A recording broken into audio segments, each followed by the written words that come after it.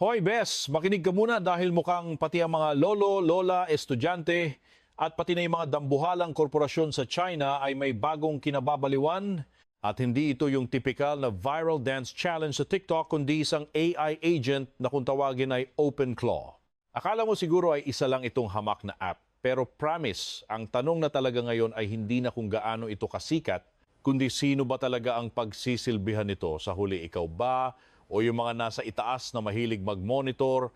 Welcome sa ating deep dive na medyo may pagka-sociologist at macrofinance ang atake tungkol sa teknolohiyang ito na kasalukuyang niyayanig ang pangalawa sa pinakamalaking ekonomiya sa mundo nitong mga nakaraang buwan. Parang kabuting sumulpot itong OpenClaw sa China at hindi lang mga tech geeks ang nyanig kundi pati na rin ang buong lipunan nila na binigyan pa ng bansag na lobsters ang mga AI agents na ito dahil sa kanilang matatalas na sipit na kayang makialam sa bawat sulok ng iyong operating system. Pero bago ka mag-isip na upgrade lang ito ng dati mong chatbot, naku, nagkakamali ka dahil ito na ang simula ng pagbabago sa kung paano hinahawakan ang kapangyarihang digital.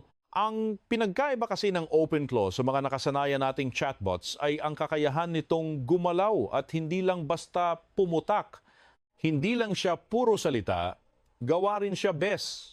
Kayang-kaya nitong mag-execute ng mga komplikadong utos sa desktop, makipag-usap ng bongga sa cloud infrastructure, pumasok sa mga mobile devices, at makipag-ugnayan sa buong ecosystem ng smart devices mo. Ang goal natin ngayon ay himayin ang phenomena na ito para maintindihan na hindi lang ito pampalipas oras na app, kundi isang historical moment kung saan ang artificial intelligence ay nagsisimula ng humawak mismo sa digital operating system ng sangkatauhan.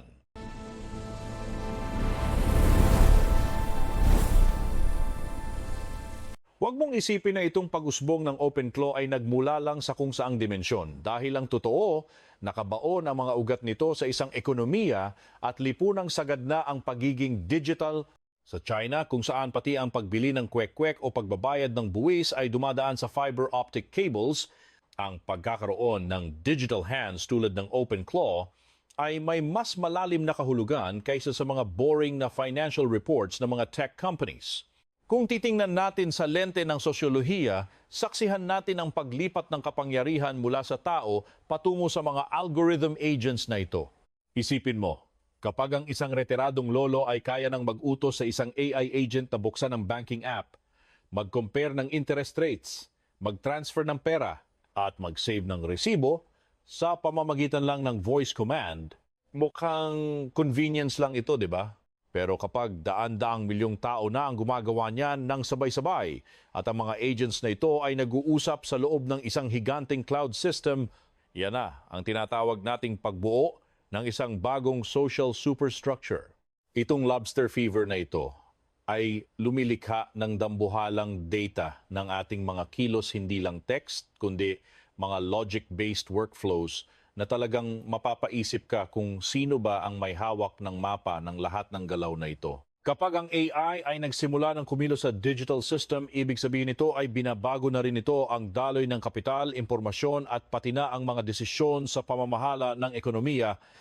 Ito ang dahilan kung bakit kailangan nating suriin kung bakit itong henerasyon ng AI na ito ay may dalang matinding panganib at potensyal na hindi mo basta-basta pwedeng ignore.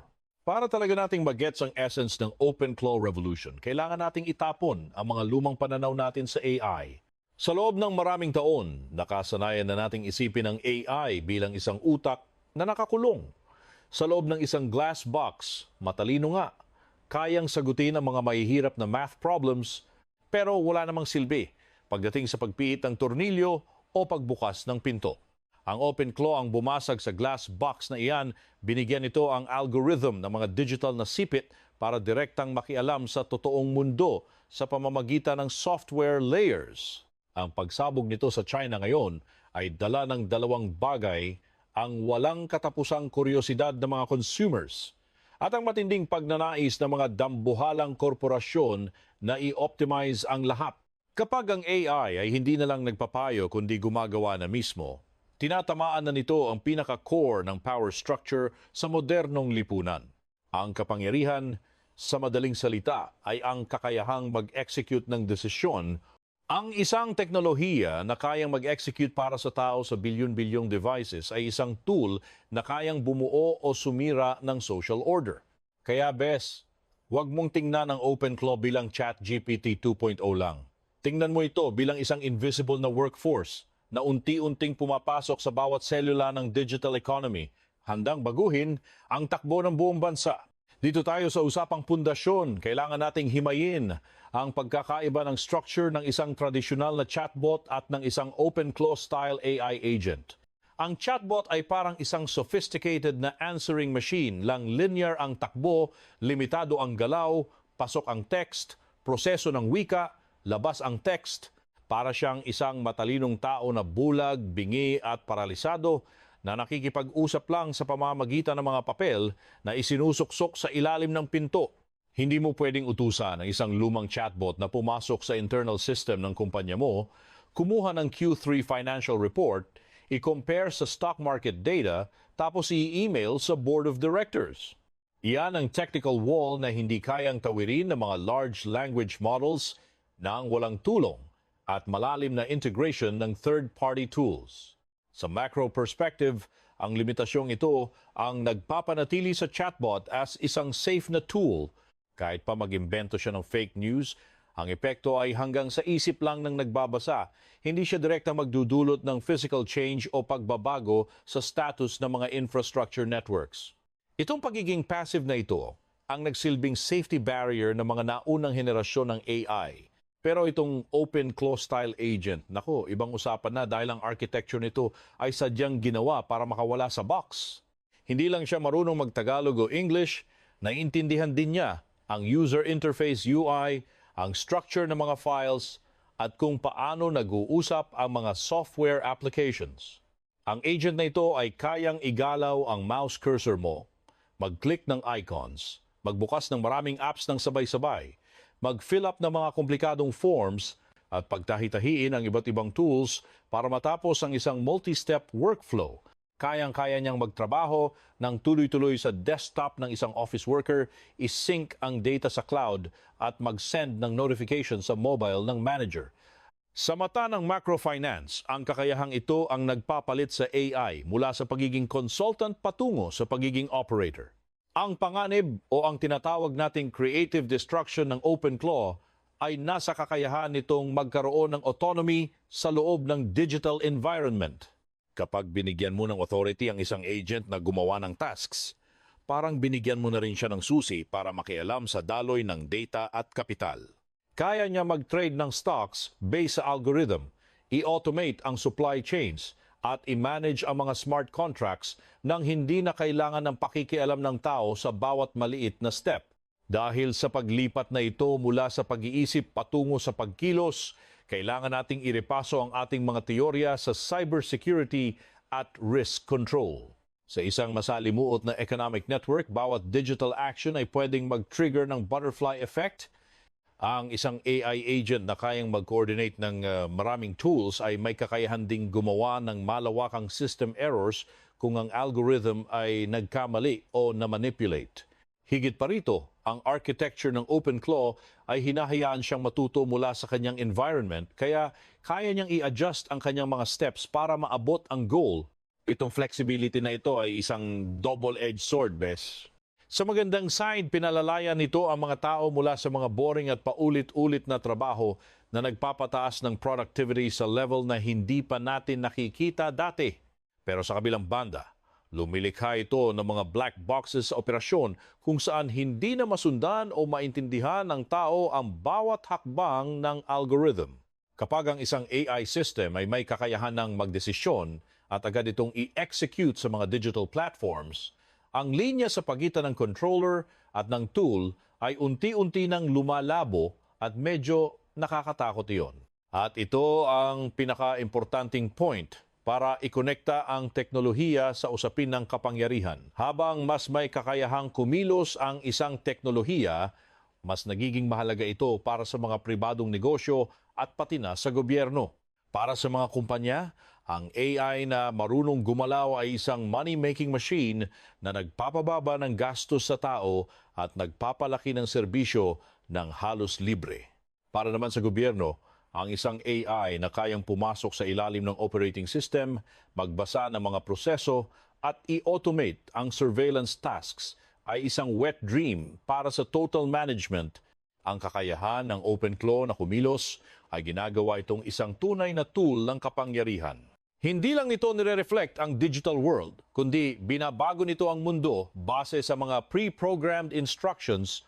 Kaya naman, ang tunay na panganib ng OpenClaw ay hindi yung magre-rebelde siya gaya sa mga pelikula, kundi kung sino ang magpo-program ng mga utos na iyon at anong values ang susundin ng mga AI agents na ito habang gumagawa sila ng bilyon-bilyong tasks araw-araw sa internet.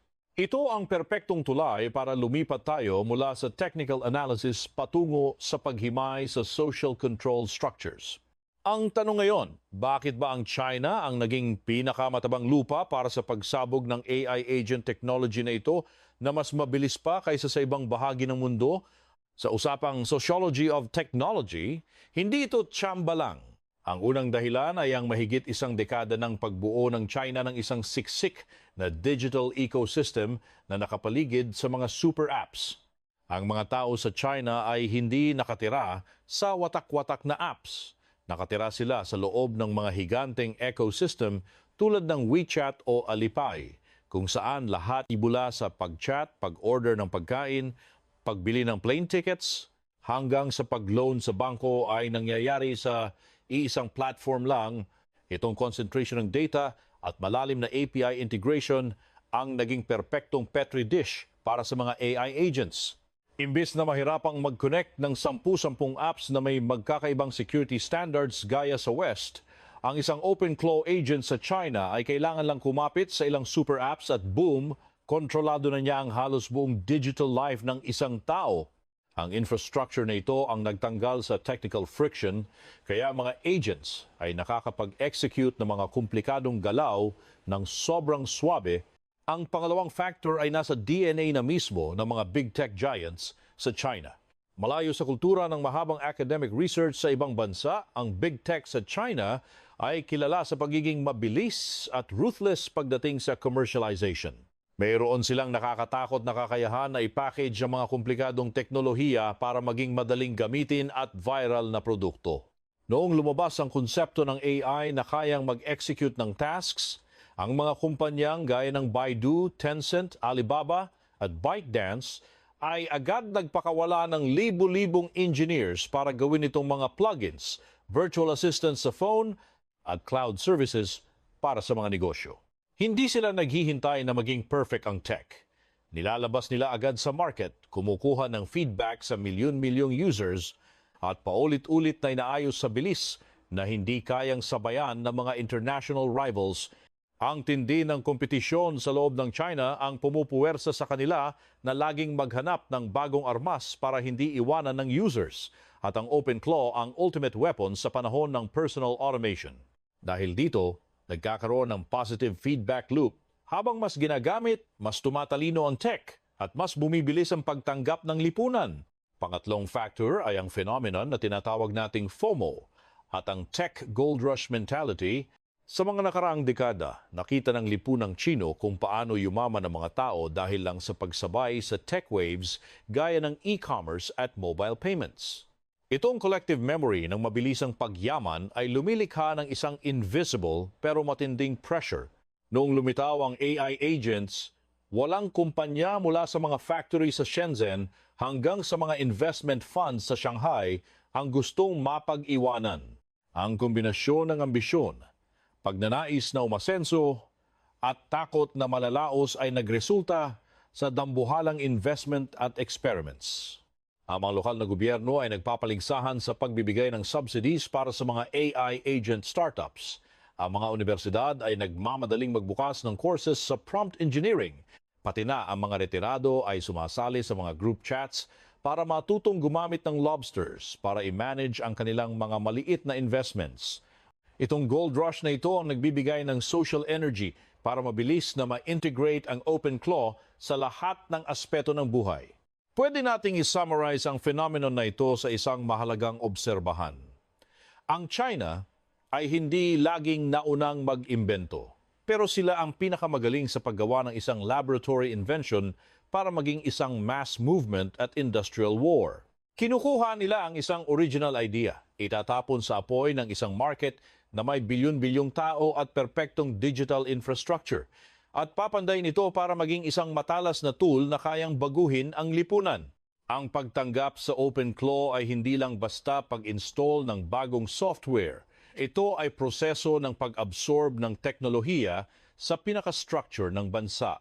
Sa paggawa sa AI agents bilang mahalagang bahagi ng workforce, naglalagay ang China ng bagong standard para sa national competitiveness sa digital age. Pero itong pagsabog na ito ay nagbubukas din ng isang bagong kabanata na puno ng komplikasyon. Kapag ang milyon-milyong digital hands ay nagsimula ng i-automate ang mga social processes, hindi lang sila gumagawa ng pera, kundi gumagawa rin sila ng bagong paraan para sa surveillance at governance.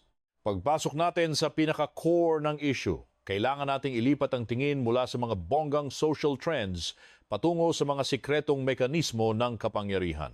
Dito mo talaga mapapag-isipan ng malalim ang presensya ng OpenClaw. Isipin mo ang isang AI agent na sobrang talino at may authority na magbasa ng milyon-milyong dokumento, i-filter ang mga importanteng info, pagtahi-tahiin ang mga watak-watak na data, hanapin ang mga kontradiksyon, at sa huli ay i-activate ang isang action sa iba't ibang systems. Sa personal level, isa siyang perfect assistant para sa emails at schedule mo, pero sa macro level, kapag ang kakayahang ito ay napunta sa kamay ng isang malaking organisasyon, nagiging isa siyang machine para sa social analysis at classification na may lakas na hindi pa natin nakikita kailanman. Ang kakayahan ng AI na lampasan ang barriers ng bawat app para makabuo ng kabuuang picture ng kilos ng user, financial transactions, at social relationships ay nagiging isang dambuhalang magnifying glass. Hindi lang static data ang nakikita nito, kundi ang mga galaw at interactions na nangyayari sa real-time. Itong multi-step process capability ang dahilan kung bakit ang OpenClaw-style agents ay hindi lang kapaki-pakinabang sa mga ordinaryong tao, kundi lalong nakakaakit para sa gobyerno at sa buong bureaucracy. Sa isang bansang kasing laki at kasing komplikado ng China, ang gobyerno ay laging nahaharap sa problema ng information overload. Ang dami ng data mula sa smart cities, traffic networks, health records, at financial flows ay madalas sumusobra sa kaya ng mga tradisyonal na software, lalo na ng tao. Ang isang AI na kayang mag-compare at kumilos ng kusa ay parang pagkakaroon ng milyon-milyong masisipag na kawani ng gobyerno na nagtatrabaho 24/7, walang pagod, walang emosyon at sumusunod lang sa algorithm. Itong utility na ito ay may hatid na tuksong hindi matatanggihan ng mga administrators. Ang paggamit ng AI agent sa governance ay hindi nagsimula sa isang masamang balak, kundi sa isang praktikal na pangangailangan. Ang pangangailangang i-optimize ang pamamahala at panatilihin ang stability ng isang higanting lipunan. Para mas malinaw, tingnan natin ang isang totoong halimbawa. Nagsimula na ang China na gumamit ng AI systems na parang agent sa larangan ng public bidding at government financial management. Ang mga systems na ito ay hindi lang basta nagtatago ng records, ginawa sila para iscan ang bundok-bundok na bidding documents, i-analyze ang transaction history ng mga kumpanya, silipin ang koneksyon ng mga shareholders, at hanapin ang mga pinakatago na corruption o sabwatan sa presyo na hindi kayang makita ng mata ng tao. Kapag may nakitang kakaiba, hindi lang mag-alarm ang AI. Kaya nitong i-freeze ang mga proseso, gumawa ng detailed reports at direktang mag-send ng suggestions sa mga law enforcement agencies. Ito ay isang patunay kung paano ang action capability ng AI ay ginagawang armas para sa transparency at internal power control. Sa macrofinance, ang paglilinis sa bidding environment ay nakakatipid ng bilyon-bilyong yuan, pero kasabay nito, pinapatunayan din ito ang nakakatakot na lakas ng pagbibigay ng kapangyarihan sa algorithm na mag-analyze at mag-suggest ng aksyon. Hindi lang sa bureaucracy tumitigil ang pagpasok ng AI agents. Unti-unti na rin itong kumakalat sa mga aspeto gaya ng automated content censorship sa iba't ibang platforms, social credit flow management at internal network security monitoring. Ang isang OpenClaw agent ay pwedeng iset para magpatrolya sa internet, hindi lang para maghanap ng keywords, kundi para i-analyze ang context ng mga kilos at kilalanin ang mga behavior patterns na pwedeng magdulot ng gulo sa lipunan o lumabag sa financial loss. Kumpara sa mga lumang static filters, ang agent ay kayang sundan ng isang suspect sa iba't ibang platforms mula social media hanggang payment apps para kumuha ng ebidensya at bumuo ng profile bago ito ipasa sa tao para sa desisyon. Ang kakayahang pagdugtong-dugtungin ang mga piraso ng impormasyon ay lumilikha ng isang surveillance net na sobrang linaw. Binabago nito ang social management mula sa pagiging reactive patungo sa pagiging predictive at proactive intervention. Itong shift na ito, sa totoo lang, ay nagpapalakas ng husto sa kapangyarihan ng gobyerno sa bawat individual. Ang main point na dapat nating tandaan dito ay ito. Ang AI sa mga government systems ay hindi kailangang magmukhang isang malupit na Big Brother na nakatitig sa bawat galaw mo agad-agad. Ang modernong control ay mas swabe kaysa doon. Kapag tinulungan ng AI ang gobyerno na pabilisin ang pag-filter ng data, makita ang mga kakaibang patterns at suportahan ang mas tumpak na desisyon, sapat na iyon para maging dambuhala ang lakas ng kontrol ng Estado. Ang kapangyarihan ay hindi laging dinadaan sa pilitan. Madalas itong idinadaan sa lubos na pagkakilala sa mga pinamamahalaan. Kapag ang digital system ng gobyerno ay naiintindihan ng kilos ng lipunan ng mas mabilis at mas malalim kaysa sa kahit anong pribadong kumpanya, nagkakaroon ng matinding power imbalance. Ang paglitaw ng mga tools gaya ng OpenClaw, kahit pa commercial at convenient sa simula, ay nagiging perpektong hollow blocks para sa pagbuo ng isang constructive digital governance architecture kung saan ang social order ay pinapanatili hindi ng mga pulis sa kalsada, kundi mga invisible algorithms sa cyberspace. Ang pag-unlad ng OpenClaw sa China ay nagpapakita ng isa sa mga pinakalalim na paradox ng digital age. Sa isang banda, nakikita natin ang matinding effort mula sa itaas para isulong ang AI Plus strategy, isang national initiative para integrate ang AI sa lahat ng industriya para maging bagong engine ng growth habang bumabagal ang ekonomiya. Ang mga lokal na gobyerno, mula Beijing hanggang Shenzhen, ay nag-uunahan sa pagbibigay ng subsidies, libreng office space at tax breaks para sa mga solo AI agent startups. Nakikita nila sa tech na ito ang gintong pagkakataon para manguna sa global value chain at gawin ng China mula sa pagiging hardware factory patungo sa pagiging global center ng software automation. Ang big tech naman ay sumasabak sa karera ng sobrang bilis, naglalabas ng mga platforms kung saan kahit sino ay pwedeng gumawa ng sariling lobster nang hindi marunong mag-code. Ang eksenang ito ay nagpapakita ng pagiging open at pag-encourage sa innovation kung saan inaasahang palalayain ng AI ang paggawa at magdadala ng yaman. Pero sa kabilang banda, itong mabilis na pag-unlad ay nagtitrigger din ng malalim na defense mechanism mula sa central government. Kasabay ng pag-promote ng AI+, ang mga cybersecurity at data agencies ay tuloy-tuloy ang pagbibigay ng babala tungkol sa security risks.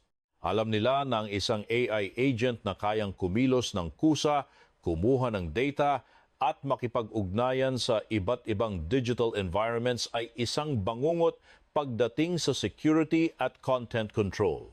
Mabilis na naglabas ng utos ang mga mambabatas na higpitan ang regulasyon sa OpenClaw at iba pang katulad na models. Gusto nilang rehistrado ang mga algorithms. Ang training data ay dapat sumusunod sa ideological standards at ang pinaka-importante, dapat mayroong mga kill switches para makialam ang gobyerno kahit kailan. Ang hatakan sa pagitan ng gustong paluwagin para sa tech growth at gustong higpitan para sa political security ay lumilikha ng isang tensyonadong environment. Sinasalamin nito ang takot na baka balang araw ang lakas ng mga private algorithm networks ay lumampas sa kontrol ng gobyerno. Ang paradox na ito ay hindi lang nasa papel, kundi ramdam na sa totoong buhay. Kamakailan, ang ilang matataas na ahensya ng gobyerno at mga dambuhalang state-owned enterprises ay naglabas ng mga internal orders na nagbabawal sa mga empleyado na mag-install ng open-close style apps sa kanilang work devices at minsan pati sa personal phones na nakakonect sa internal network. Malinaw ang dahilan, ang isang AI agent na kayang magbasa ng documents, mag-screenshot at mag-send ng data sa servers ng mga private tech companies ay isang dambuhalang intelligence leak. Ang pagtanggi ng mga government institutions na gamitin ang mismong tech na pinopromote ng bansa ay nagpapakita ng malalim na lamat sa tiwala. Handa silang hayaan ang tech na ito para sa mga ordinaryong tao at kumpanya para lumago ang konsumo at productivity, pero nagtatayo sila ng matitibay na firewalls para protektahan ang kanilang core system mula sa mga sipit ng algorithm. Ito ay isang classic risk management strategy sa macrofinance. Isolate ang risk sa private sector habang pinoprotektahan ang integrity ng public sector. Para i-summarize ang masalimuot na kontradiksyong ito, pwede nating sabihin na ito ang core principle ng modern political economy sa China. Gustong-gusto ng Beijing na lumakas ang AI para maging lever ng national productivity at manalo sa global tech war. Pero hinding-hindi nila hahayaan na maging bagong layer ng kapangyarihan ang AI na labas sa kontrol ng political system. Gusto nila ng isang kabayong sobrang lakas at bilis, pero ang renda ay dapat laging hawak ng hinete. Kahit anong AI agent, gaano man katalino, kapag nagpakita ng banta sa centralized power structure o sa control sa impormasyon, ay agad na itatama o babaguhin. Itong paradox na ito ang magiging main driver ng OpenClaw at ng buong AI industry sa China sa susunod na dekada. Lumilikha ito ng isang unique na AI ecosystem. Sabog sa creativity sa application layer pero selyado at gipit sa power structure layer. Ngayon, sagutin natin ang tanong na siguradong nasa isip nyo. Ano ba talaga ang kinalaman ng OpenClaw sa surveillance at control sa mga tao? Para maging scientific ang sagot, hatiin natin ito sa tatlong levels. Level 1, indirect control sa pamamagitan ng pagpapalakas ng bureaucracy. Gaya ng nasabi ko, ginagawa ng OpenClaw na nakakatakot ang efficiency ng digital governance. Hinahayaan ito ang mga ahensya na magbasa at magproseso ng data na libu-libong beses na mas marami kaysa dati. Nakikita nito ang mga kakaibang galaw sa pera, sa social media posts, o sa pagbiyahe ng tao sa bilis ng kidlat. Ang pagbabantay ay hindi na manual na tumatagal ng linggo, kundi real-time na. Ang control dito ay hindi yung direktang inuutusan ng AI ang tao, kundi binibigyan nito ang gobyerno ng isang superhuman digital eyesight. Kapag mas malinaw ang nakikita ng gobyerno at mas mabilis ang pagproseso ng info, ang space para sa anonymity o pag-iwas sa batas ay kusa ng liliit. Level 2, structural control. Kailangan nating tingnan ang legal context. Ang China ay mayroon ng pinakamahigpit at pinakakumpletong AI at algorithm management framework sa mundo. Ang mga rules sa recommendation algorithms, personal data protection, at generative AI content ay bumuo ng isang iron cage ang batas. Kaya naman kahit anong sikat na AI agent, OpenClaw man o iba pa, para mabuhay at makapagnegosyo ng legal sa market na ito, kailangan nilang sumunod sa content at security management ng gobyerno. Ang mga tech companies ay kailangang mag-install ng censorship filters sa mismong utak ng agent. Ibig sabihin, ang mga AI agents sa loob ng phone mo ay mayroon ng compliance gene. Kusa silang tatanggi sa mga tasks na sensitive. Kusa silang magre-report ng mga tangkang paglabag at itatama ang kilos ng user sa mga landas na pinapayagan ng gobyerno. Itong structural control na ito ang nagpapalit sa AI agent mula sa pagiging tool ng user patungo sa pagiging extension ng social norms. At level 3, ang malapit na hinaharap. Isipin mo ang isang senaryo kung saan ang AI agents ay hindi lang nasa screen ng computer, kundi nakabaon na sa mismong operating system ng smartphones, smart home systems, cloud offices, service robots, at pati na sa mga government service portals. Sa puntong iyon, ang AI agent ay hindi na lang app, kundi magiging isang middleware layer, isang mandatory filter sa pagitan ng tao at ng buong digital environment niya. Kung gusto mong makipag-ugnayan sa digital world, kailangan mong dumaan sa agent. Sa usapang sosyolohiya, kung sino ang may hawak ng middleware na ito, siya ang may hawak sa kung paano naiintindihan at nararanasan ng tao ang reality. Kung ang layer na ito ay dinisenyo para unahin ang ilang impormasyon, limitahan ang ilang transactions o pasimpleng itulak ang mga desisyon sa pagbili o sa politika, ito na ang pinaka-sophisticated at total form ng control sa kasaysayan ng tao. Binabago nito ang buhay ng tao para maging isang higanting behavior conditioning machine. Itong mga vision na ito ay hindi lang basta sci-fi. Nangyayari na ito sa totoong buhay sa pamamagitan ng strategic moves ng malalaking korporasyon. Ayon sa mga reports, ang mga tech giants gaya ng Baidu ay todo buhos ang effort para ilagay ang AI agents sa lahat ng platforms, desktop, mobile, cloud devices at pati sa smart home ecosystem. Higit pa rito, sa China, ang action-oriented agent technology na ito ay nagsisimula na ring ilagay sa physical hardware, gaya ng mga consumer robots sa bahay at industrial robots sa factories. Ang pagsasama ng software na kayang mag-isip at magdesisyon at ng hardware na kayang kumilos ng physical ay nagbubukas ng bagong era ng AI-driven Internet of Things. Kapag itong mga digital lobsters na ito ay nagkaroon na ng mechanical legs, ang presensya nila sa buhay natin ay magiging mas physical at mas direktang ramdam. Itong commercial expansion na ito ang kumukumpleto sa huling piraso ng puzzle para sa isang multi-dimensional surveillance at data collection infrastructure mula sa cyberspace hanggang sa loob ng sala ng bawat pamilya. Mula sa mga analysis na ito, pwede tayong makabuo ng isang matinding konklusyon. Ang pinakakapansin-pansin ay hindi yung ginagamit na ang OpenClaw para direktang kontrolin o apihin ang mga tao ngayon. Ang paghahanap ng ebidensya ng direktang pang-aapi sa ngayon ay isang mababaw na pananaw. Ang tunay na nakakatakot at historical turning point ay ang pagkakaroon ng teknolohiyang ito na nagbibigay sa isang lipunang sagad na sa pagiging digital ng isang bagong tool para sa future behavior management. Ito ay ang pag-upgrade ng infrastructure, ng compliance. Kapag nagtayo ka ng isang super smart highway, hindi mo kailangang pilitin ang lahat na magmaneho ayon sa gusto mo agad-agad. Kailangan mo lang malaman na kapag kinailangan, kaya mong kontrolin ang buong daloy ng traffic sa isang pindot lang. Ang OpenClaw ay ang pag-upgrade ng information highway ng China sa isang bagong level ng automation, handa para sa mas komplikadong social governance models sa mga susunod na dekada. Pero para maging fair at malalim ang ating analysis, kailangan nating umatras ng kaunti at labanan ang mga hype ng media. Isang pagkakamali na sabihin ginagamit na ng gobyerno ng China ang OpenClaw bilang ultimate weapon para manmanan ng bawat tao araw-araw ngayon. Sa kasalukuyan, wala pang matibay at public na ebidensya na ang mga OpenClaw-style agents ay ginagamit ng malawakan bilang direct civilian control tool gaya ng pag-lock ng bank accounts ng mga activists ng kusa. Ang pagkakabit ng mga extreme conspiracy theories sa isang teknolohiyang nagsisimula pa lang ay hindi nakakatulong sa pag-unawa, kundi lalo lang nitong pinalalabo ang mga totoong structural risks.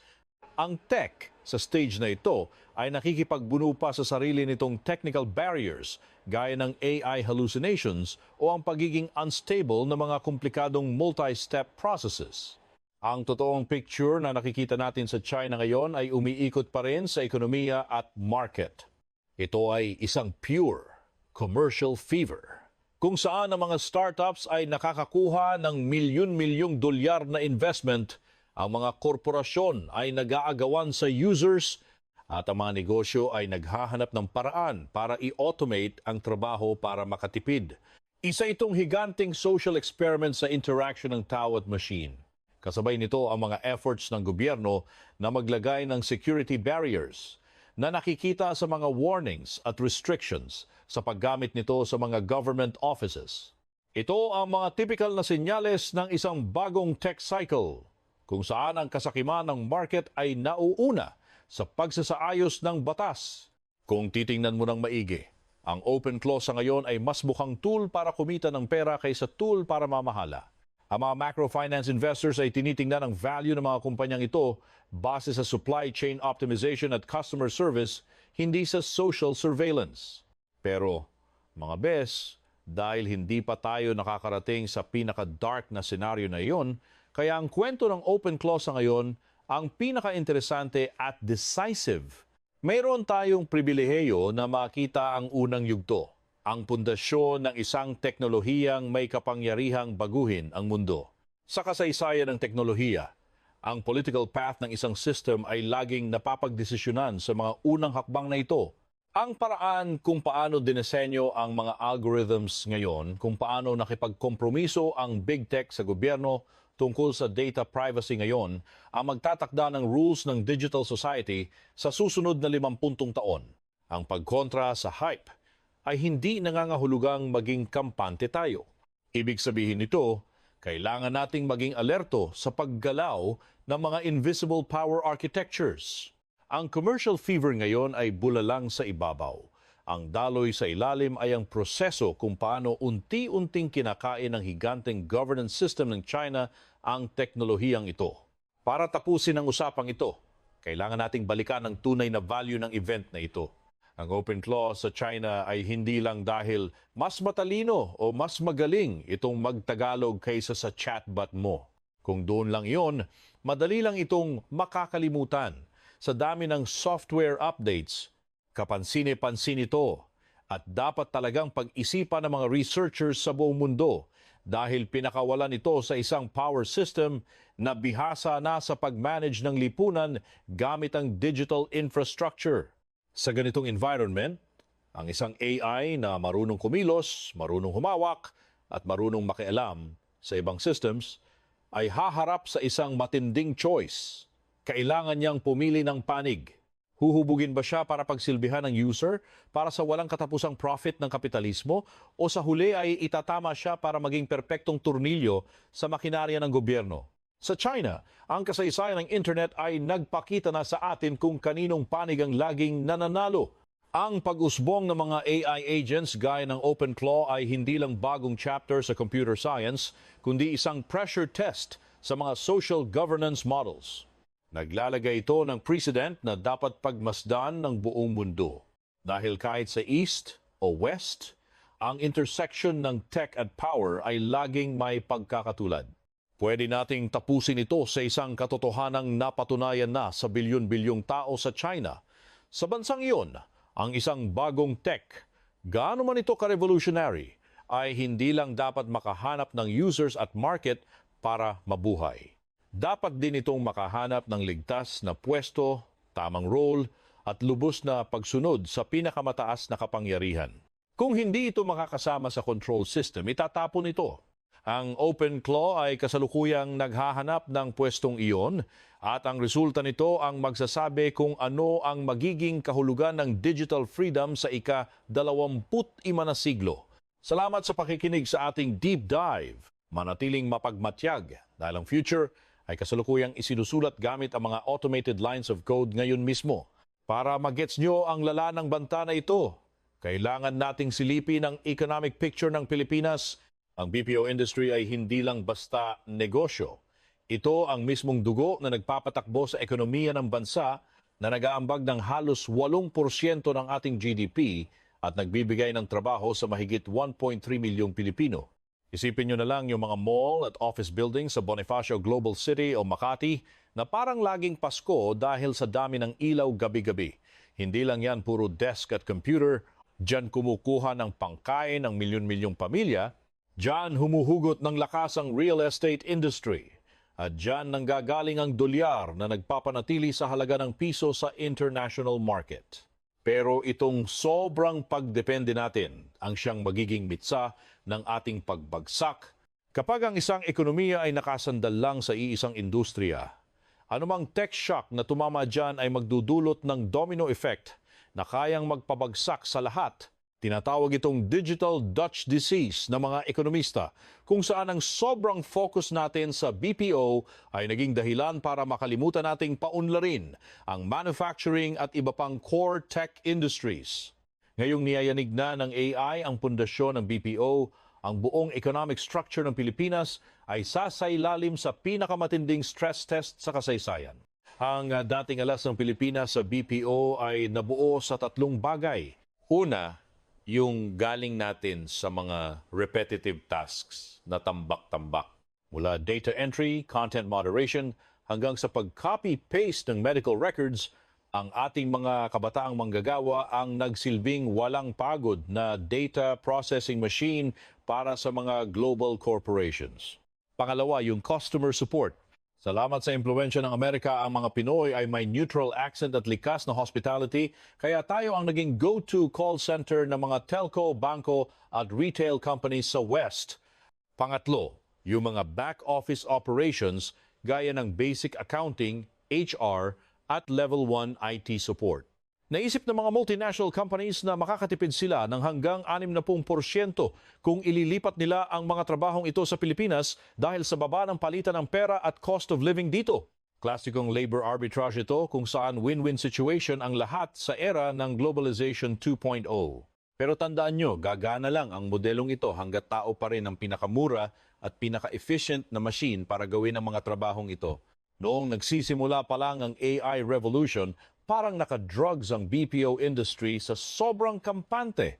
Noong lumabas ang mga unang large language models gaya ng GPT-3, huminga pa ng malalim ang mga BPO bosses. Sabi nila, sus, AI lang yan, puro imbento o hallucination ang sagot at wala silang human touch o empathy. Pati yung mga financial analysts nakijoin sa delusyon, sabi nila assistant lang daw ang AI at hindi kapalit ng tao. Ang hindi nila naintindihan ay ang bilis ng pag-unlad ng technology. Akala nila ang AI ay isang static tool lang, hindi nila nakita na isa itong ecosystem na natututo sa bilis na hindi kayang sabayan ng tao. Dahil yung mga unang chatbots ay hanggang text lang at hindi kayang galawin ang mga system sa computer, naniwala silang tao pa rin ang kailangan para mag-connect ng iba't ibang software sa isang kumpanya. Dahil sa kayabangan na ito, maraming BPO companies ang hindi nag-invest sa AI infrastructure at mas pinili pang magtayo ng mga higanteng building na puno ng upuan at lamesa. Ang tunay na paradigm shift ay hindi nangyari noong natutong magsalita ang AI. Nangyari ito noong natuto itong kumilos. Ang turning point ay ang pagsilang ng agentic workflows at large action models o LAM. Hindi gaya ng mga lumang AI na taga-predict lang ng susunod na salita. Ang mga agent gaya ni OpenClaw ay ginawa para magplano, gumamit ng tools at tapusin ang mga komplikadong task. Sa usapang ekonomiya, ito ang transition mula sa automation ng impormasyon patungo sa automation ng aksyon. Kapag ang isang AI ay kaya nang mag-login sa ERP accounting software, mag-match ng invoice mula sa email, mag-check ng kontrata at gumawa ng transfer order ng mag-isa, di burado na ang definition ng office work. Ito na ang sumira sa huling depensa ng milyon-milyong trabaho sa BPO. Mula sa pagiging passive na consultant, naging active na employee na ang AI na kayang mag-adjust at mag-ayos ng sariling mali. Para sa mga global companies, hindi na nila kailangang kumuha ng libo-libong tao sa kabilang panig ng mundo para lang mag-click ng mouse ng paulit-ulit. Para maintindihan nyo kung gaano kaseryoso ito, dapat nating malaman ang pinagkaiba ng chatbot sa autonomous agent. Ang chatbot ay parang encyclopedia na nagsasalita. Tagasagot lang siya. Pag tinanong mo ng ano ang plan ko, sasabihin niya lang, premium po. Hanggang doon lang siya. Pero ang agent ay may layunin at may kakayang kumilos. Kapag sinabi mong gusto ko mag-upgrade at gamitin yung discount code ko last month, hindi lang sasagot ang agent. Gagawa siya ng multi-step process.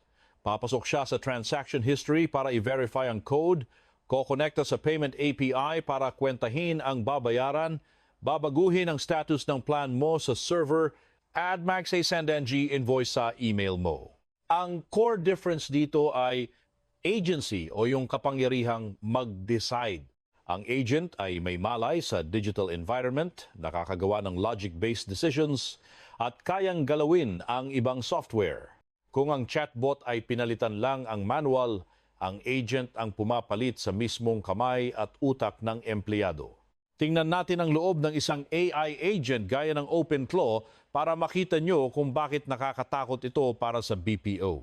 Ang isang agent ay hindi lang basta LLM. Ang LLM ay nagsisilbi lang na utak para sa language at logic. Pero sa paligid nito, may mga komplikadong module. Una, ang planning module kung saan hinahati-hati ng agent ang malabong utos ng tao sa maliliit at konkretong tasks. Pangalawa, ang memory, may short-term memory para sa kasalukuyang usapan at long-term memory na parang vector database para maalala ang lahat ng interaction ng customer sa loob ng maraming taon. Pangatlo, at pinakaimportante, ang tooling system. Ito ang mga kamay ng agent na nagpapahintulot sa kanya na tumawag ng API, mag-browse sa web, mag-run ng Python code, o kontrolin ang mouse at keyboard sa isang virtual computer. Dahil sa open source frameworks, kahit ang mga medium-sized na kumpanya ay hindi na kailangang gumastos ng milyon-milyon para gumawa ng sariling AI. Ay download lang nila ang mga ready-made na framework, ay tweak ng konti at boom, mayroon na silang virtual staff na nagtatrabaho 24/7 nang walang overtime pay o SSS. Ang sikreto ng galing ng mga AI agents ay ang tinatawag na multi-step reasoning sa pamamagitan ng mga teknik gaya ng chain of thought o REACT. Sa tradisyonal na BPO, ang isang agent na humaharap sa reklamo ay kailangang mag-isip. Galit ang customer dahil late ang delivery. I-check ko muna ang tracking number. Kung nasa warehouse pa, tawagan ko ang logistics. Kung hindi kaya i-deliver today, offeran ko ng 20% refund. Ang mga modernong AI agents ay eksaktong ganito ring mag-isip pero sa bilis ng computer. Ang REACT technique ay pinipilit ang AI na magsulat muna ng logic bago kumilos, pumili ng tamang tool, gawin ang aksyon, tignan ang resulta, at mag-isip ulit para sa susunod na step. Kapag may error, gaya ng ayaw mag-connect na API, hindi titigil ang AI at magsasabing error po. Mag-iisip siya ng ibang paraan, gaya ng pagsubok sa ibang port o paghahanap ng info sa web. Itong kakayahan na mag-self-correct at mag-adapt sa mga kakaibang sitwasyon ang dating nag-iisang alas ng tao. Ngayon, wasak na ang monopolyong yan. Hindi magiging ganito kalakas sa mga AI agents kung wala ang pagsabog ng API economy. Sa nakalipas na dekada, bilyon-bilyon ang ginastos ng mga BPO para ituro sa mga tao kung paano gamitin ang mga software gaya ng Salesforce, Zendesk o SAP. Ang pagiging bihasa sa mga UI o user interface na ito ay dating mahalagang skill. Pero ang mga AI agents, hindi na kailangang tumingin sa screen. Direkta silang nakikipag-usap sa nervous system ng mga software na ito sa pamamagitan ng API. Ang bilis ng interaction sa API ay libu-libong beses na mas mabilis kaysa sa pag-click at pag-type ng tao. Bukod pa dyan, ang mga modelong gaya ng OpenClaw ay sadyang sinanay para intindihin ang mga technical documents ng API at gumawa ng tamang code. Sa microeconomics, binabawasan ito ang transaction cost sa loob ng kumpanya hanggang sa maging halos zero na lang. Kayang kumuha ng agent ng data sa Salesforce, mag-check ng stock sa SAP, at mag-send ng updates sa Twilio sa loob lang ng 1 millisecond. Ang integration power na ito ang gumagawa sa agent na isang super employee na kayang gawin ang trabaho ng 3 o 4 na departamento ng sabay-sabay. Isa sa pinakamalaking problema ng mga tao sa BPO ay ang limitasyon ng memorya at context. Kapag tumawag ka sa customer support, nakaka-high blood dahil kailangan mong ulit-ulitin ang problema mo tuwing ililipat ka ng agent. Sayang sa oras, sayang sa pera. Ang mga AI agents ay solusyon dito dahil sa kanilang dambuhalang context window at RAG technology.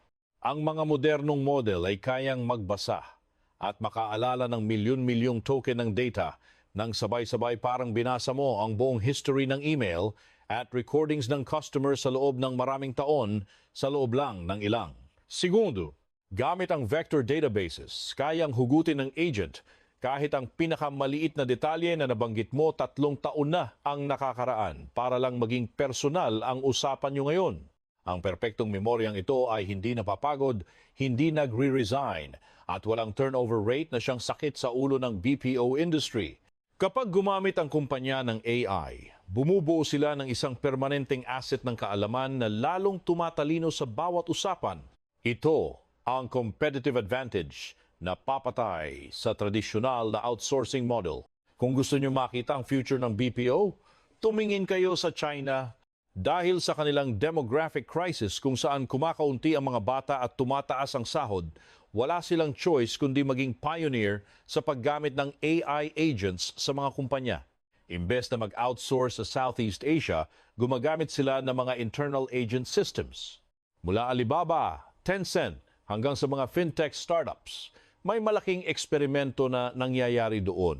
Sinasanay nila ang mga AI agents hindi lang para sumagot ng tanong, kundi para patakbuhin ang maliliit na sangay ng negosyo.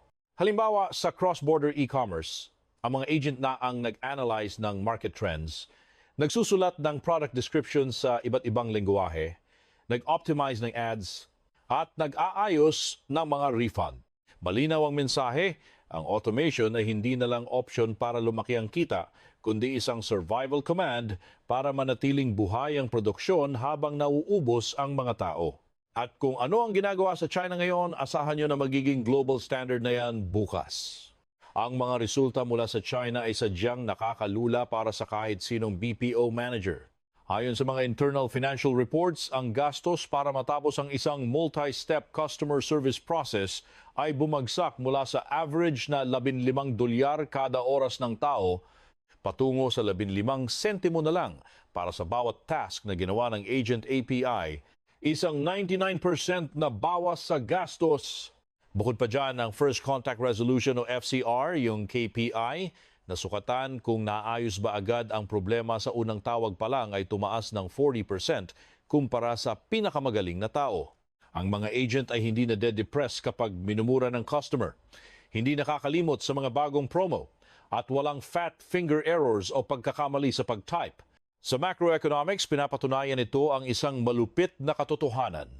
Ang bentahe ng murang sahod sa mga developing countries ay pinalayas na ng Moore's Law. Habang bumababa ang presyo ng compute power, ang kompetisyon ng mga BPO na umaasa sa tao ay tuluyan ng hihinto. Para mahulaan kung gaano katindi ang pinsala nito sa labor market ng Pilipinas, kailangan nating himayin ang BPO workforce gamit ang labor economics. Hindi naman lahat ng trabaho ay mawawala sa isang gabi lang. Ang pagpapalit ay dadaan sa isang pagkakasunod-sunod base sa ROI ng technology. Maaari nating hatiin ang BPO job sa 3 layer ng panganib. Ang unang layer ay ang the easily eaten, yung mga trabahong puro rules at paulit-ulit. Ang pangalawa ay ang the heavily supported, kung saan tao pa rin ang nagde-decide pero may AI assistant na nagpapabilis sa kanila. At ang pangatlo ay ang the hard to replace, yung mga trabahong kailangan ng matinding emosyon, negosasyon at crisis management. Ang pag-intindi sa 3 layer na ito ang susi para sa mga policy makers ng Pilipinas para makagawa ng survival strategy dahil bawat grupo ay magkakaroon ng magkakaibang kapalaran sa susunod na dekada. Simulan natin sa Layer 1, ang mga trabahong unang lalamunin ng AI. Ito ang ilalim ng BPO pyramid kasama ang data entry, level 1 tech support, scheduling at FAQs. Sa madaling salita, sila mga human routers, tagatanggap ng info at tagapasa sa iba base sa rules. Sa panahon ni OpenClaw, ang pagpapanatili ng tao sa mga pwestong ito ay hindi na praktikal.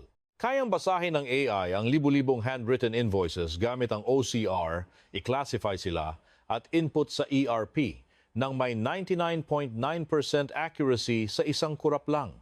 Sa Level 1 Tech Support naman, kung saan binabasa lang ng agent ang troubleshooting script, hindi lang script ang binabasa ng AI, kundi kaya rin niyang mag-run ng diagnostic tests sa system ng customer. Malaking bahagi ng BPO job sa Pilipinas ay nasa layer na ito. Ang pagbagsak nito ay hindi dahan-dahan kundi isang cliff edge drop o bigla ang pagdausdos kapag natapos na ang mga kasalukuyang contract at nag-decide ang mga Western companies na huwag na itong i-renew.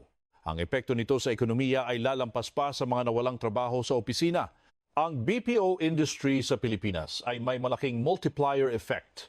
Sa bawat isang BPO job, may 3 hanggang 4 na iba pang trabaho ang nasusuportahan sa informal sector.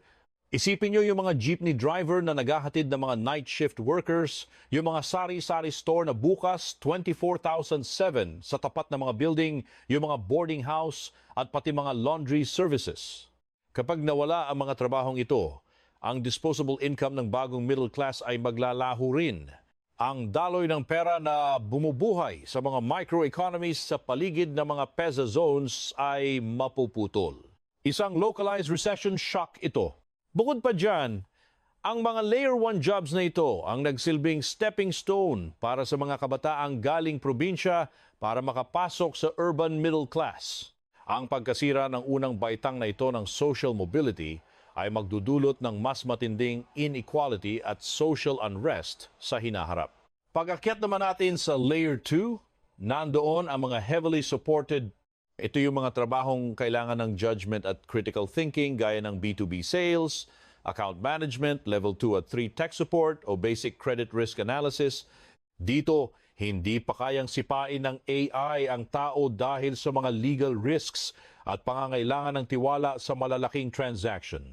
Sa halip, papasok tayo sa era ng Copilot. Ang mga AI agents ay makikinig sa usapan ng tao at customer, ia-analyze ang emosyon sa boses, at magbibigay ng tips kung paano mag-negotiate o mag-close ng sale sa screen ng agent. Ang tao ay magiging human in the loop at empathetic interface na lang para i-deliver ang info mula sa AI sa mas malambot na paraan.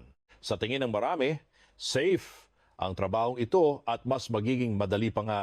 Pero ang katotohanan sa likod nito ay mas madilim pa sa inaakala nyo. Ang pagsasama ng Layer 2 worker at AI agent ay lilikha ng tinatawag na cyborg worker dahil may AI brain na sila. Ang productivity ng isang cyborg worker ay tataas ng sobra-sobra.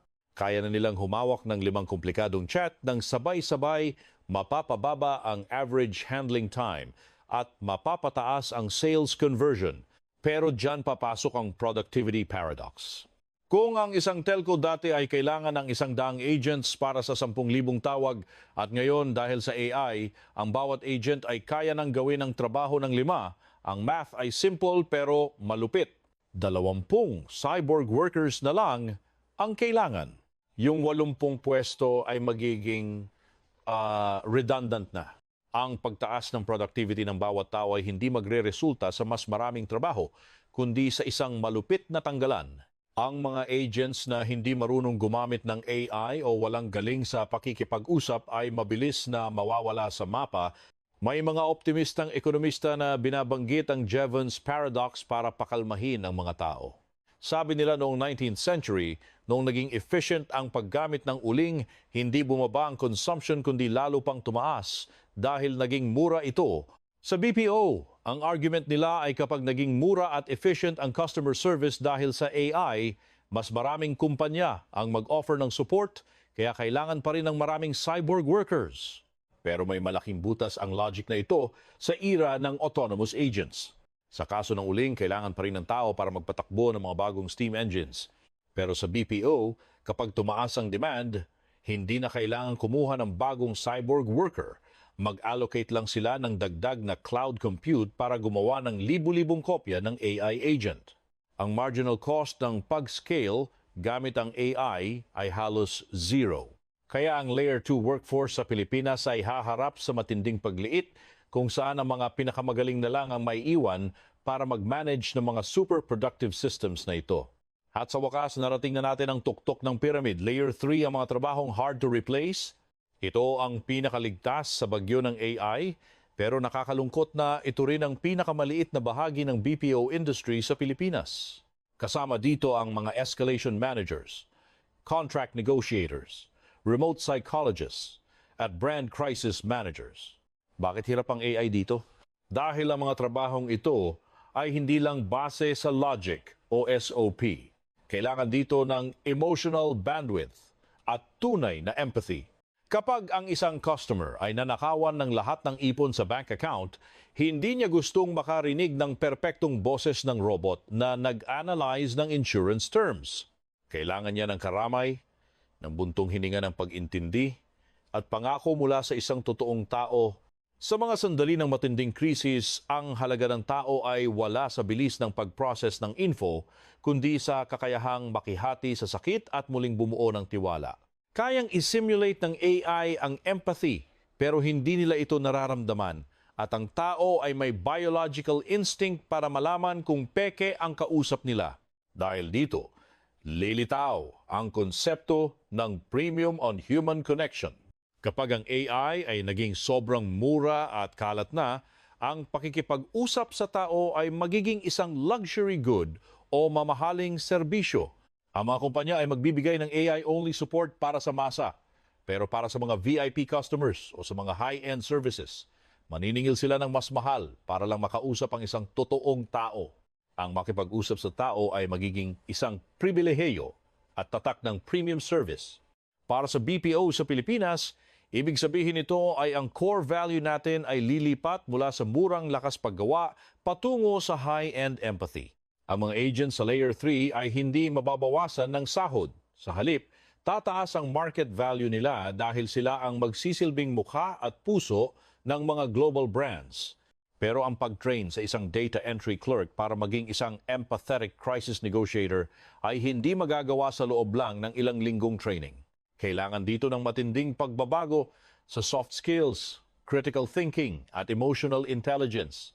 Ang pagbabagong ito ay magreresulta sa pag-iba ng hugis ng BPO industry. Sa loob ng 2 dekada, ang BPO workforce ay parang tradisyonal na pyramid. Malaking base ng entry-level workers, katamtamang gitna at maliit na tuktok. Ang business model ay nakabase sa FTE o bilang ng tao habang mas maraming tao, mas malaki ang kita. Pero dahil sa AI, ang pyramid na ito ay nagiging hugis, hourglass o diamond.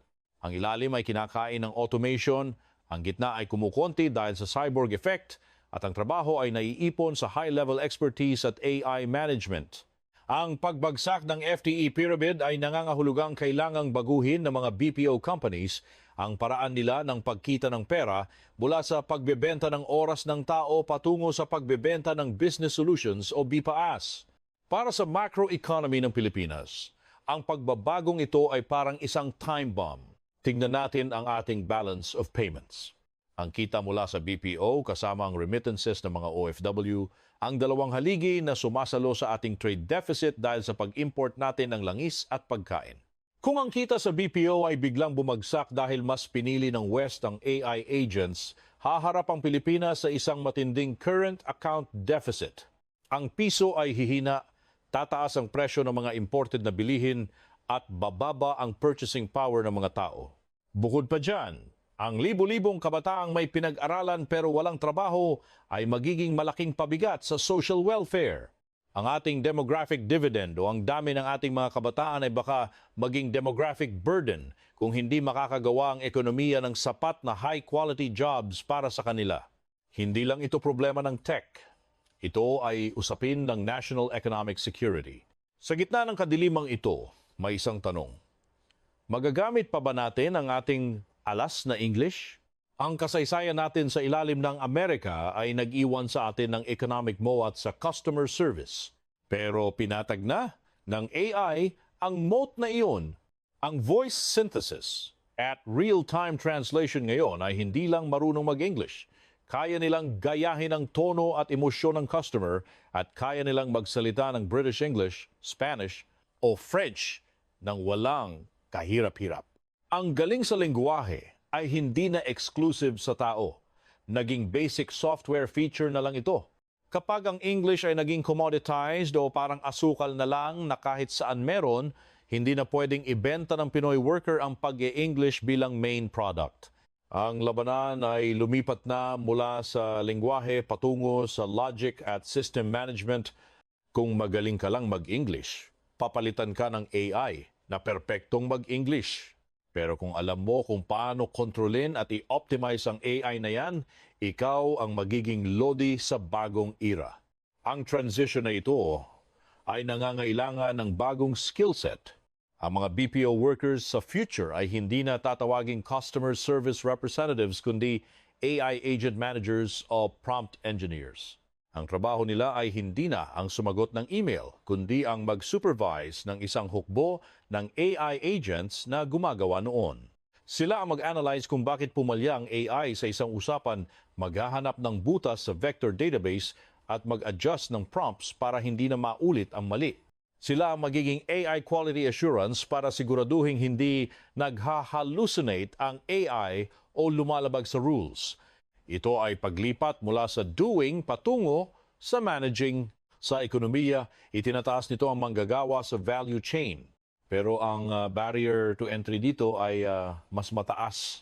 Kailangan ng system thinking, basic coding logic at matalas na data analysis. Hindi na ito pwede na. Ang hamon ng upskilling sa milyon-milyong tao ay isang dambuhalang gawain para sa Pilipinas. Hindi ito madadaan sa pa-seminar lang ng Excel o basic communication. Kailangan ng major surgery sa ating education system. Ang mga university at vocational centers ay dapat nang magturo ng AI interaction, big data management at AI ethics sa kanilang core curriculum. Pero alam naman natin na ang education system sa mga developing countries ay parang pagong kung kumilos kumpara sa tech. Habang si OpenClaw ay nag-update overnight, ang pagbabago ng curriculum ay inaabot ng taon. At hindi rin mura ang access sa cloud compute at AI models para sa training. Kung walang matinding tulong mula sa gobyerno, magkakaroon ng malaking skills gap. Ang mga may kaya ay magiging AI elite, habang ang milyon-milyong may hirap ay maiiwan sa mga trabahong manual na maliit lang ang sahod. Sa laban na ito, ang papel ng gobyerno at malalaking BPO companies ang magpapasya.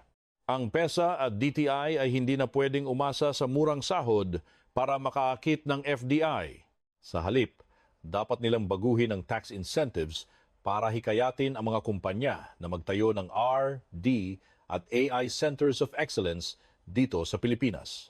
Dapat bigyan ng tax credits ang mga BPO na nag-invest sa pag-train ng kanilang staff para maging prompt engineers. Sa panig naman ng mga BPO companies, kailangan nilang kainin ang sarili nilang kita o i-cannibalize ang sariling revenue. Ibig sabihin, sila na mismo ang dapat mag-offer ng AI automation sa kanilang mga kliyente. Mas maliit man ang bilang ng tao, bawi naman sila sa software licensing fees, maintenance at strategic consulting.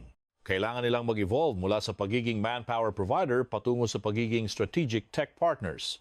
Ang future ng BPO ay hindi ang pagkawala ng tao, kundi ang paghahari ng AI-augmented operations. Dito, ang mga AI agents gaya ni OpenClaw ang magsisilbing infrastructure layer na gagawa ng 80% ng trabaho. Ang natitirang 20% yung mga komplikado at kailangan ng puso ay mapupunta sa mga elite human experts. Pati ang pricing model ay magbabago. Hindi na magbabayad ang kliyente kada oras ng tao kundi base na sa outcome o resulta. Halimbawa, ang isang bangko sa Amerika ay magbabayad na lang para sa bawat loan na na-approve ng tama kahit pa AI o tao ang gumawa noon. Ang paglipat sa BPAS model na ito ang magliligtas sa mga BPO companies mula sa trap ng mababang profit margin at magbibigay sa kanila ng pagkakataon na kumita ng malaki mula sa productivity na hatid ng AI.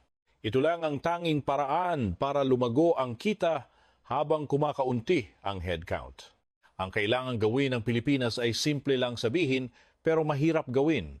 Lumipat mula sa pag-export ng manpower patungo sa pag-export ng brainpower. Ang BPO ay dapat maging KPO o Knowledge Process Outsourcing. Imbes na basic accounting, dapat predictive financial analysis na ang inaalok natin. Imbes na level 1 tech support, dapat cybersecurity analysis. Imbes na medical data entry, dapat clinical trial data analysis. Ang KPO ay nangangailangan ng mataas na pinag-aralan, independent reasoning at galing sa paggamit ng advanced AI tools. Kahit hindi ito kasing dami ng trabaho sa tradisyonal na BPO, ang value add ng bawat tao ay mas mataas. Magbabago rin ang hitsura ng ating mga lungsod. Ng mga higanteng seat leasing centers ay mapapalitan ng mga high-end co-working spaces, RD labs at AI command centers. Sa global stage, ang pagsikat ng AI agents gaya ni OpenClaw ay hudyat ng pagtatapos ng era ng labor arbitrage. Sa loob ng 30 taon, ang puhunan mula sa mayayamang bansa ay dumaloy sa mga mahihirap na bansa para sa murang tao. Pero kapag ang server sa Silicon Valley ay kaya nang gawin ang trabaho ng 10,000 tao sa Manila sa mas murang halaga at mas mataas na accuracy, Ang perang yan ay babalik sa West. Tinatawag itong reshoring o AI shoring, kung saan pinapalitan na ng software ang mga foreign contractors. Hindi na geography ang batayan ng kompetisyon, kundi energy at compute power. Pero hindi naman gumagana ang AI ng mag-isa. Kailangan pa rin ito ng tao para sa supervision, cultural adjustment, at ethics. Ang chance ng Pilipinas ay ang maging pinakamagaling na tagahawak ng renda ng mga AI machines na ito sa mas murang halaga kaysa kung gagawin ito ng mga Western companies sa sarili nila. Sa madaling salita, ang BPO industry ng Pilipinas ay nasa harap ng pinakamalaking desisyon sa kasaysayan nito. Si OpenClaw at the mga autonomous agents ay hindi lang basta uso. Sila ang mga machine muling bubuo sa konsepto ng kapitalismo at trabahong opisina. Hindi mamamatay ang BPO, pero ang lumang anyo nito, yung mga kwartong puno ng taong parang robot kung kumilos ay siguradong mabubura. Ang survival ay nakadepende sa bilis. Kaya ba nating i-upgrade ang ating mga manggagawa mula sa tagasunod ng utos patungo sa AI masters bago pa maputol ang mga kontrata? Sa bagong era na ito, hindi parurusahan ang mahina sa English, kundi ang mabagal mag-adapt sa tech. Sa mundong kaya ng gawin ng AI ang lahat, ang tanging halaga na lang ng tao ay ang kakayahang humawak ng komplikadong bagay, tunay na empathy at walang tigil na pagkatuto. Ang tunay na nakakatakot ay hindi ang pagiging mukhang tao ng machine, kundi ang pananatili ng tao na parang machine. Ang mga makakawala sa ganyang mindset ang siyang maghahari sa bagong panahon.